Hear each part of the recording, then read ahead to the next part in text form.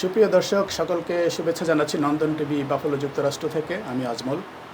আমাদের নিয়মিত আয়োজন নন্দন ইনসাইডার। আমাদের এবারের অতিথি আছেন নাজমুস সাকিব আমাদের সঙ্গে, বিশিষ্ট লয়ার, বাফলোর খুবই বাংলাদেশি বংশোদ্ভূত একজন লয়ার, যিনি রিসেন্টলি উচ্চ আদালতে অর্থাৎ অ্যাটর্নি অ্যাট ল উনি এনলিস্টেড হয়েছেন সুপ্রিম কোর্টের দায়িত্বে। তো সেই সুপ্রিম কোর্টের দায়িত্বের যে লয়ারটি আমাদের মাঝে আজকে উপস্থিত হয়েছেন, আমরা ওনার কাছ থেকে জানবো আসলে ওনার আজকে এখান পর্যন্ত আসার যে চেষ্টা বা ওনার এই অর্জন সেটা কীভাবে হয়েছে। তো প্রথমত আমি ওনাকে আমাদের নন্দন স্টুডিও থেকে জানাতে চাই, আপনাকে স্বাগত জানাচ্ছি আমাদের স্টুডিওতে আসার জন্য। অত্যন্ত ধন্যবাদ আপনি আমাদেরকে এত ব্যস্ততার ভিতর দিয়ে সময় দেওয়ার জন্য।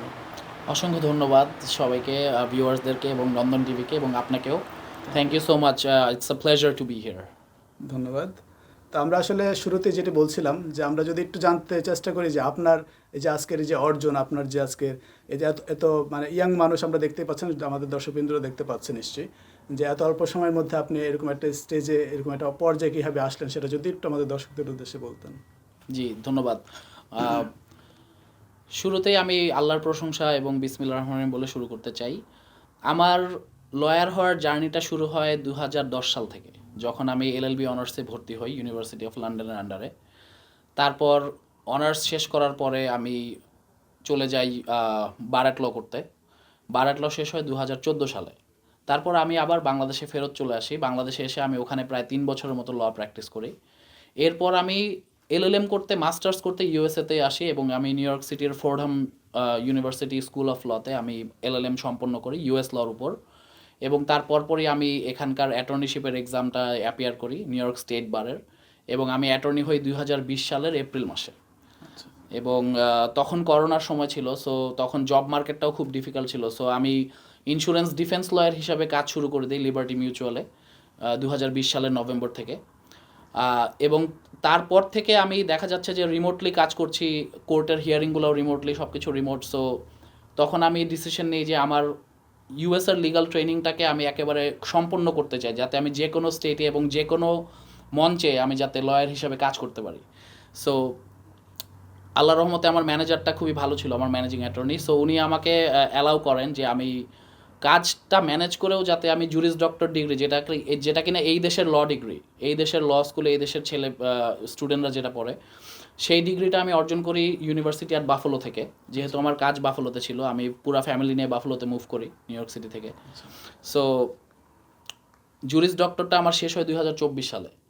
তো তারপর আমি ইন্স্যুরেন্স ডিফেন্সের জবটা ছেড়ে দিয়ে আমি ফেডারেল গভর্নমেন্টের অ্যাটর্নি হিসাবে আমি কাজ করি প্রায় 7 মাসের মতো বাটাভিয়া ইমিগ্রেশন কোর্টে অ্যাটর্নি অ্যাডভাইজার হিসাবে।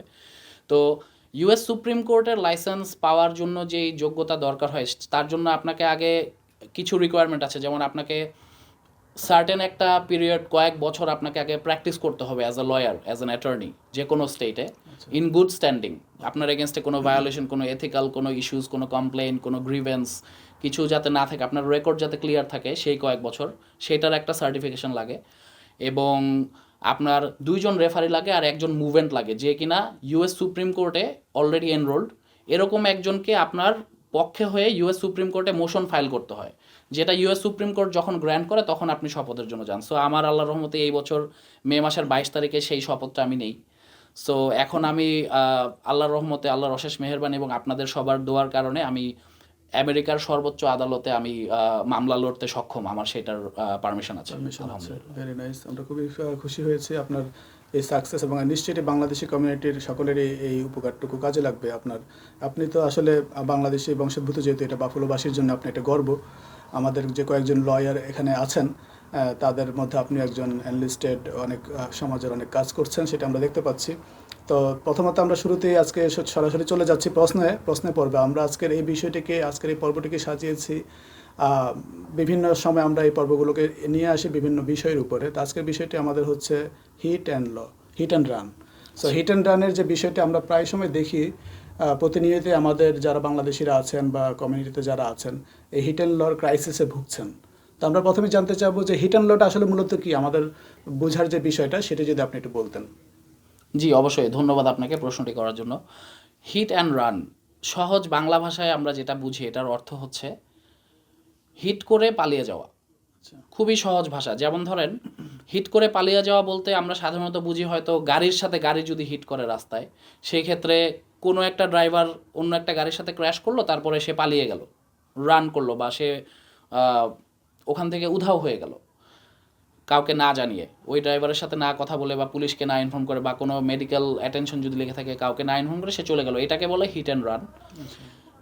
কিন্তু এখানে হিট অ্যান্ড রানের ডেফিনেশনটা আইনের ভাষায় আরও ব্রড, কারণ এখানে শুধুমাত্র গাড়ি নয়, এখানে আপনার হিট অ্যান্ড রানটা একটা গাড়ির সাথে একটা গাড়ির হতে পারে, গাড়ির সাথে একটা বাইসাইকেলের হতে পারে, গাড়ির সাথে একজন পথচারীর হতে পারে, গাড়ি বা অন্য যে কোনো ভেহিকেলের সাথে আপনার কোনো একটা প্রপার্টির হতে পারে। যেমন আমাদের দেখা যায় রাস্তার পাশে প্রাইভেট প্রপার্টিগুলো ফেন্স দেওয়া থাকে, কেউ যদি ধরেন রাস্তার উপর দিয়ে উঠে কারো ফেন্স ক্ষতিগ্রস্ত করে, হিট করে ফেন্সে, এবং সেটার সেই যে প্রপার্টি ড্যামেজটা যে হলো, তার ফেন্সের ক্ষতি হলো, সেই ক্ষতিটা যদি সে তখন ওখানে না থেমে, তাকে না জানিয়ে বা পুলিশকে রিপোর্ট না করে যদি সে ওখান থেকে চলে যায়, তাহলেও সে হিট অ্যান্ড রানের জন্য দায়ী হবে। সো হিট অ্যান্ড রানের ডেফিনেশনটার মধ্যে কিন্তু আপনার অনেকগুলো জিনিস পড়ে যাচ্ছে, যেমন বাইসাইকেল, পথচারী, প্রপার্টি, ফেন্স, গাড়ি, যে কোনো ভেহিকেল, সেগুলো সব কিছু হিট অ্যান্ড রানের আওতায় আমরা বলতে পারি আইনের চোখে। জি, খুব সুন্দর একটা জিনিস জানতে পারলাম। তো তাহলে আমি যদি দেখি যে লাইক একটা এক্সাম্পল দিচ্ছি, যে আমরা সাধারণত যে হিট অ্যান্ড রানগুলো সচরাচর চোখে পড়ে আমাদের, সেগুলো হচ্ছে যে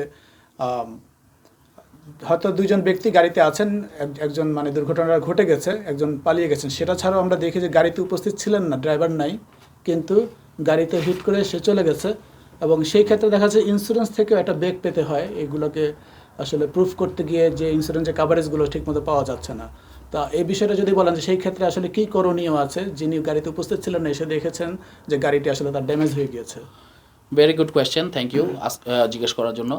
সো আপনার উদাহরণটা আমি যদি এইভাবে ফেলি, যে গাড়িটা রাস্তায় পার্ক করা আছে, সে অবস্থায় যে ড্রাইভ করছিল অপর গাড়িটা, সে পার্ক করা গাড়িটাকে হিট করলো এবং ওইটা কাউকে রিপোর্ট না করে সে চলে গেল, ওখান থেকে প্রস্থান করলো। সেই ক্ষেত্রে সে হিট অ্যান্ড রান যে ডেফিনেশন, সেটার আওতায় সে পড়ে যাবে। কারণ হিট অ্যান্ড রানের লটা যেটা, সেটা আমি এই উদাহরণটা বোঝানোর জন্য আগে আমাদেরকে লটা বুঝতে হবে। হিট অ্যান্ড রানের ল নিউ ইয়র্ক স্টেট এবং বাফেলোতেও প্রযোজ্য, যেটা বলছে তারা, সেটা হচ্ছে আপনার ভেহিকেল অ্যান্ড ট্রাফিক লয়ের সেকশন 600 থেকে সেকশন 605 পর্যন্ত এই লটার ব্যাখ্যাটা দেওয়া আছে, ডেফিনেশনগুলো। সো হিট অ্যান্ড রান বলতে তারা যেটা বোঝাচ্ছে সেটা হচ্ছে যে যখন কোনো একটা ক্র্যাশ হবে, সেটা পার্ক করা গাড়ির সাথে হোক, চলন্ত গাড়ির সাথে হোক, পথচারীর সাথে হোক, বাইসাইকেল হোক বা প্রপার্টি হোক, যেই মুহূর্তে ক্র্যাশ হলো সেই মুহূর্তে যারা যারা ওখানে উপস্থিত, যারা ইনভলভ ক্র্যাশের সাথে, ধরেন আমাদের এক্সাম্পলে তো গাড়িটা পার্ক করো, ওই গাড়িতে কেউ নেই, এখানে শুধুমাত্র প্রেজেন্ট আছে হচ্ছে যে ক্র্যাশটা করেছে সেই ড্রাইভারটা। তো এখানে সেই ড্রাইভারের একটা রেসপন্সিবিলিটি আছে, সেটা হচ্ছে যে তিনটা জিনিস, তাকে ওইখানে অবশ্যই থামতে হবে। এক নাম্বার, তাকে থামতেই হবে। সে যদি ওইখানে থামার মতন পরিস্থিতি না থাকে, একটু এগিয়ে বা যে কোনো যখন যেখানে রাখাটা সেফ গাড়িটা, সেখানে রেখে তাকে দাঁড়াতে হবে ইমিডিয়েটলি, দেরি করা যাবে না, এটা হচ্ছে ল। দ্বিতীয় হচ্ছে যে থামার পরে তাকে ইনসিডেন্টটা রিপোর্ট করতে হবে। সে যদি পার্ক করা গাড়ির প্রকৃত মালিককে খুঁজে নাও পায়, সেই ক্ষেত্রে তাকে পুলিশকে কল দিতে হবে। পুলিশকে কল যদি পুলিশ দেখা যায় যে অনেকক্ষণ দেরি করতে, অনেক সময় বাফেলোতে দেখা যায় আমরা বাফেলো পিডিকে ফোন দেওয়া হয়, ওনারা আসতে সময় লাগে, ওনারা অন্য জায়গায় অ্যাটেন্ড করতে থাকেন, তখন ওনার আইন অনুযায়ী ওনার দায়িত্ব হচ্ছে নিয়ারেস্ট যে প্রিসিংক্ট আছে সেই প্রিসিংক্টে যেয়ে জিনিসটা রিপোর্ট করা, যে এতটা সময় আমি এই স্ট্রিট দিয়ে যাচ্ছিলাম, অমুক অবস্থায় ওইখানে একটা গাড়ি পার্ক করা ছিল, সেই গাড়িটার সাথে আমি ক্র্যাশ করি, এবং এই ইনসিডেন্টটা ওরা পুলিশ প্রিসিংক্টে যে রিপোর্ট করে তারপরে তাকে আসতে হবে। মানে কোনোভাবেই সে ওখান থেকে এটা কাউকে রিপোর্ট না করে ওই জায়গাটা ত্যাগ করতে পারবে না। যদি সে ত্যাগ করে তাহলেই সে হিট অ্যান্ড রান আইনের আওতায় পড়ে যাচ্ছে এবং সে একটা বেআইনি কাজ করলো। এবং এই আইনটা আসলে কতটুকু স্ট্রং, মানে কেন এটা এত গুরুত্বপূর্ণ, সেটা যদি একটু বলতেন পাশাপাশি। হিট অ্যান্ড রানের লটা অনেক স্ট্রং এই কারণে যে দেখা যায়, যেহেতু আমাদের বাফেলোর রাস্তা বা নিউ ইয়র্ক স্টেটের যে কোনো রাস্তায় ধরেন, গাড়ি কিন্তু মোটামুটি ভালো স্পিডেই চলে। আমরা যদি 35-45 মাইলস পার আওয়ার হিসাব করি, এটা কিন্তু বাংলাদেশের হিসাবে প্রায় আপনার 80 কিলোমিটার পার আওয়ার বা 70 কিলোমিটার পার আওয়ার অলমোস্ট, হ্যাঁ, যদি অ্যাকুরেট নাও হয়। সো এটা কিন্তু অনেক জোরে চলে, এবং এরকম ক্ষেত্রে যদি কোনো অন্য গাড়ির সাথে সংঘর্ষ হয়, ক্র্যাশ হয়, তখন কিন্তু দুর্ঘটনার গুরুত্বটা, মানে ওইটার সিভিয়ারিটিটা কীরকম হবে সেটা কিন্তু বলা যায় না। ওইটা কিন্তু অনেক বেশি গুরুতর হতে পারে, মর্মান্তিকও হতে পারে। সো সেই জন্য সেই ড্রাইভিংয়ের স্পিড এবং মানে আপনার মানে ইনসিডেন্টটা ঘটার পরে যাতে যদি কারো মেডিকেল হেল্প লাগে বা ইমার্জেন্সি কোনো সিচুয়েশন ক্রিয়েট হয় যে তার ইমিডিয়েট হেল্প দরকার, যদি দেরি হয় মানুষটা মারাও যেতে পারে, সেই ইমিডিয়েট হেল্পটা পাওয়ার জন্য ওখানে ঘটনাস্থলে কিন্তু কোনো অন্য মানুষ নাও থাকতে পারে। এই জন্য যারা ওখানে ঘটনাস্থলে আছে, যারা ক্র্যাশটার জন্য আর কি আপনার ইনভলভ দুজনেই, তাদের এটা দায়িত্ব যে একজন আর একজনের দিকে চেক করা যে তারা ঠিক আছে কিনা, একজন আর একজনের সাথে ইনফরমেশন এক্সচেঞ্জ করা এবং একজন আর একজনের ইনজুরির ব্যাপারে রিপোর্ট করা, লাগলে অ্যাম্বুলেন্স কল করা, পুলিশকে কল করা। এই রিপোর্টিংটার জন্য এবং এই ইনফরমেশন এক্সচেঞ্জটার জন্যই হচ্ছে হিট অ্যান্ড রান লটা আছে। কারণ যদি সে চলে যায় তাহলে বাফালোর মতন সিটিতে, যেখানে কিনা জায়গায় জায়গায় সার্ভেইলেন্স ক্যামেরা আছে বা আমাদের শহরটা এমনভাবে সাজানো যে প্রত্যেকটা রাস্তাতেই স্মল বিজনেস আছে যাদের হচ্ছে যে আপনার ক্যামেরা থাকে।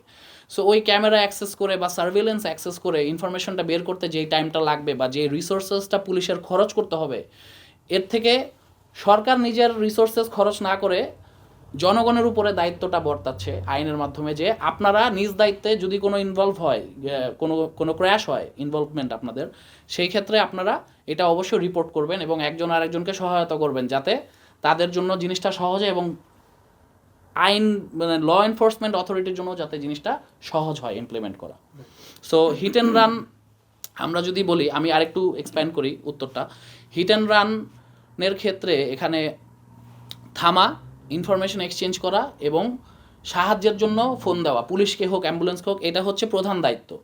এখন আপনার প্রশ্ন হতে পারে যে এই দায়িত্বটা যদি কেউ না মানে, যদি ভঙ্গ করে, সেই ক্ষেত্রে এটার শাস্তিটা কি বা এটার ইমপ্লিকেশনটা কি, আইনের চোখে সে কীভাবে, সেই জিনিসটা ডিপেন্ড করবে যে কতটুকু গুরুতর। যদি আমাদের ফেন্সের এক্সাম্পলটা যদি ধরি, যে শুধু প্রপার্টি ড্যামেজ, ধরেন শুধু গাড়িটার পার্ক করা গাড়িটার ক্ষতি হয়েছে, কোনো মানুষের কোনো আহত হয় নাই, কেউ বা নিহত বা ইনজুর হয় নাই, সেই ক্ষেত্রে এটা একটা শুধুমাত্র ট্রাফিক ভায়োলেশন, এটা কোনো ক্রিমিনাল অফেন্স না। Vehicle and traffic lawyer section 600 subsection 1 অনুযায়ী এটা শুধু একটা ভেহিক্যাল ট্রাফিক ভায়োলেশন। এবং এই ভায়োলেশনটা যদি কেউ করে, ধরেন একজনের প্রপার্টিকে ড্যামেজ করে সে যদি রিপোর্ট না করে চলে যায় হিট অ্যান্ড রান, সেই ক্ষেত্রে সেই মানুষটার জরিমানা হতে পারে $250 থেকে সর্বোচ্চ $500, এবং তার যদি জেল হয় তাহলে জেল হতে পারে সর্বোচ্চ 15 দিন। এটা হচ্ছে ল। এখন আপনার প্রশ্ন থাকতে পারে যে যদি কেউ আহত হয় তাহলে কি হবে? তাহলে কিন্তু জিনিসটা আর ভেহিক্যাল অ্যান্ড ট্রাফিক ল মানে ইয়েতে থাকতেছে না, ট্রাফিক ভায়োলেশনে থাকতেছে না, তখন এটা একটা ক্রিমিনাল অফেন্স হয়ে যাচ্ছে। ক্রিমিনাল অফেন্স হয়ে যাচ্ছে এই কারণে যে একটা মানুষ আহত হইলো, আমি সেখানে থামলাম না, তার জন্য অ্যাম্বুলেন্সও ডাকলাম না, আমি চলে গেলাম, এটা একটা ক্লাস ই ফেলনি হিসাবে ট্রিট হবে, এটা একটা ফেলনি।